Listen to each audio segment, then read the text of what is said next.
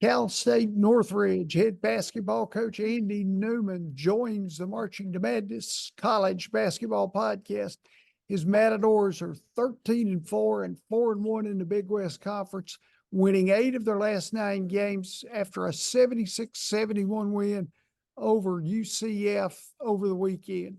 Coach, thanks a lot for coming on with me. Yeah, no problem. Happy to be here. Appreciate you taking the time to talk some hoops with us out west here, Ken. Oh yeah, I'm a big fan of Western basketball. I read my stuff and listen to us. No, I've had lots of the guys on. You have to go back to 2009 to find out when the Matadors had their last winning season. What have been the keys to getting this program into a position where it could be conceivably a challenge for the Big West regular season title and maybe more? Well, I think in most organizations, most teams, it's all about the players. You got to get really good players, and we were able to do that this offseason and recruit hard, and we brought in some guys who are very talented, very committed to playing team basketball, and that combination usually results in good outcomes. You got good players who are playing together, good things are going to happen for you, and that's why we're having our success.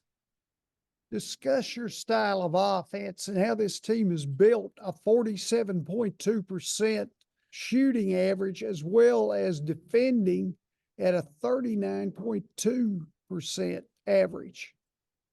Yeah, we play really fast. We try to get out and play fast. We really do, and all of that is really predicated on the defensive end. So, we talk defense. Our guys are sold on it, committed to it, and us forcing a low percentage shot and rebounding it is really kind of what starts our break.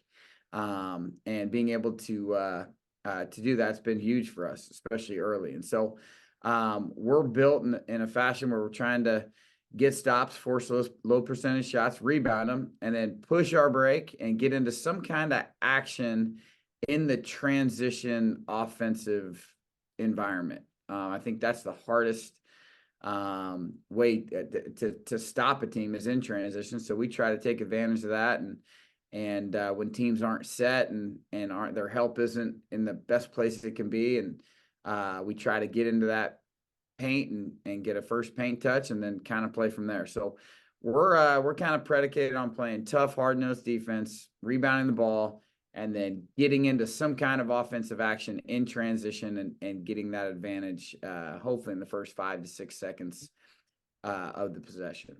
Sounds like my type of ball there, Coach. I like the running game, the full court pressure, fast break, and of course the 3-pointers in transition are cool as well. Yeah, they are. We're trying to get all of that done in that transition setting. A couple of years ago, I was, as we were coaching defense, it's so hard to coach transition defense. It's one of the toughest things to get teams to do. And so, with that, you try to take advantage of that on the offensive end and get teams to do something that's really hard in this game. And that's to be in help and be ready to ball screen coverage, be ready to do all those things while you're running back on defense. So we try to take advantage of that as much as we can. You have your 2 leading scorers in Deshaun Allen Eakins and Deontay Bostic. They are also your top 2 players at finding shots. So discuss the dynamics of these 2 players and how they potentially can play off each other's skills for a solid inside-outside duo. Yeah, well, what makes both of them very dynamic is, they're not just scorers, but they're playmakers. And so we're able to put the ball in either one of their hands and say, hey, go get us a shot. And that's not necessarily a shot for them, but it's a shot for our team. And so both of them have been very good at, in transition or in our offense, getting into the paint, drawing two guys to them and then finding open teammates. And so what makes them good is you can call a play for them, and it's not necessarily an all or nothing. They're going to shoot it at the end of that play, but they're going to create a really high percentage shot. Maybe it's for them, but a lot of times it's for an open teammate when they draw that help. Now, I see Bostic as well as Keontae Jones are the top two players in accruing steals. Deontay gets it done on the defensive end here as well. Yeah, he does. He's got great toughness, which is what you have to be good on that side of the ball. And he's got great hands. Both of those two players, Keontae Jones and Deontay Bostic, have great hands. When the ball's around them, they've got the toughness to come up with that. And that's why you see both of them really changing the game for us on the defensive end, with being able to put their nose on the ball, come up with it, and start our transition. Eakins had a season high of 32 at Pacific as he cemented double figures in his first 16 games. Now, he had 7 in the one against Fullerton State over the weekend. So what is your philosophy on how to get a player back to his game average after a tough night? For him specifically, it's just going to be not pressing. He's a good player. He's a scorer. That's what he does. And sometimes when you fall into an identity of being a scorer, then you can put more pressure on yourself, to make shots or to take some shots that maybe you shouldn't, as you're trying to get back to that, scoring and getting yourself back up there. And so we're just trying to take the pressure off of him and the fact that, hey, he can still impact winning in so many other ways, by defending, by rebounding. And the offense will come. This is the game of basketball, and every scorer has it. Michael Jordan had games where, he just didn't feel good coming out of his hand. And I think the important thing is not to panic and try to press, but let the game come to you. And when you let the game come to you, then you see those high percentage shots coming back. And so that's what we're really just kind of talking to him about, is not pressing, but let the game come to him, shoot the right kind of shots, make sure you're open, don't press, but continue to make plays for teammates, and then the scoring will come. I was studying Gianni Hunt's numbers and his season together. It looks like he has taken his game to a higher level on the point this year. Yeah, he's been a real spark plug for us. He's a great lead guard. He's got a great burst, and his ability to be able to score, but then also his ability to facilitate and get the ball to other guys and create high percentage shots for other teammates been huge for us. But his biggest attribute and contribution to us is just when he's in the game, we play at such a faster pace. And we're really hard to stop. And so really excited about, what he's going to bring to us here in games to come. Is creating more steals and maybe not turning the ball over as much a big key for you here the second half of the season? Yeah, I don't know if creating steals is. I think, we're a team that will fall into a lot of steals.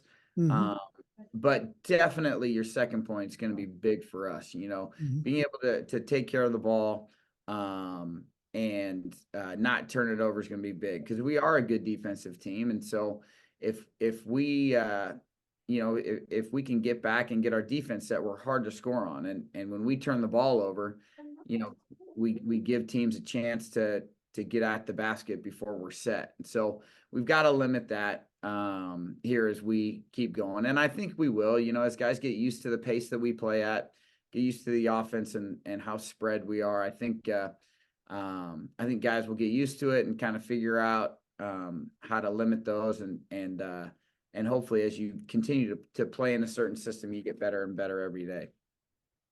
Of course, the Big West is a solid basketball conference. I'm one person, I follow it, but I really wish they had more TV dates, or somebody would pick you guys up, and produce conference games and maybe some non-conference, gains attention in the upper echelon of the league.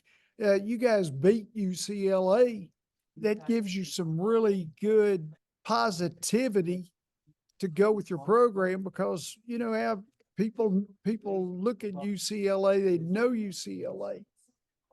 Yeah, great for our program. Obviously that's a signature win for us, and Cal State Northridge being able to beat UCLA. And as you alluded to earlier, this is a tough league, and the Big West Conference. We've got a lot of really big wins. UC Irvine beating USC, Long Beach State beating USC, and Long Beach State going out to Michigan and beating Michigan. On their home court. So you see it a lot at this level. This is a really tough league. The Big West Conference full of really good teams, really good coaches, really good players. With the transfer portal and how recruiting is now, I think you're going to see a lot of that. I think you're going to see a lot of really good players at this level who are hungry for an opportunity to play and showcase their talents and shoot. The Big West is certainly full of a lot of them right now. You were an assistant at Cal State Fullerton for 9 years and then the interim coach for 1 season. How have you seen the league itself grow over time since you were in the Big West in those 10 seasons?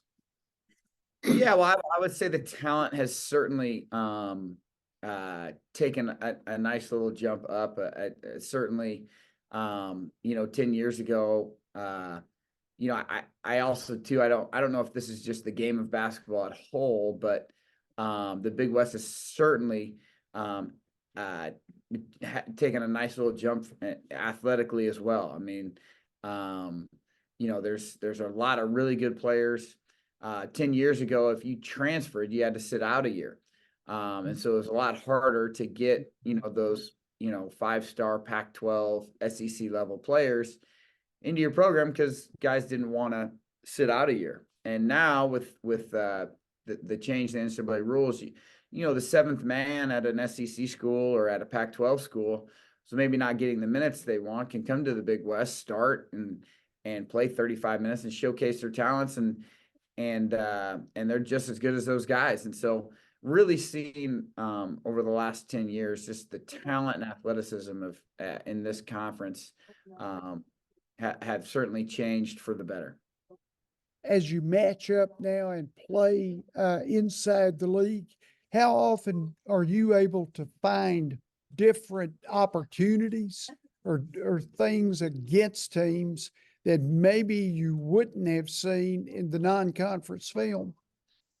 Yeah, film study is a big part of what we do. And obviously in the non-conference, everybody is kind of feeling each other out and trying to figure out what wins, what works, who to play, what combinations they like, what plays they like, how, the non-conference is really built for you to kind of, take the temperature of your team and see what your best players do best. And then as that, you kind of figure that out as you get into the conference season. You'll see, coaches putting in plays to make sure their best players are doing what they do best.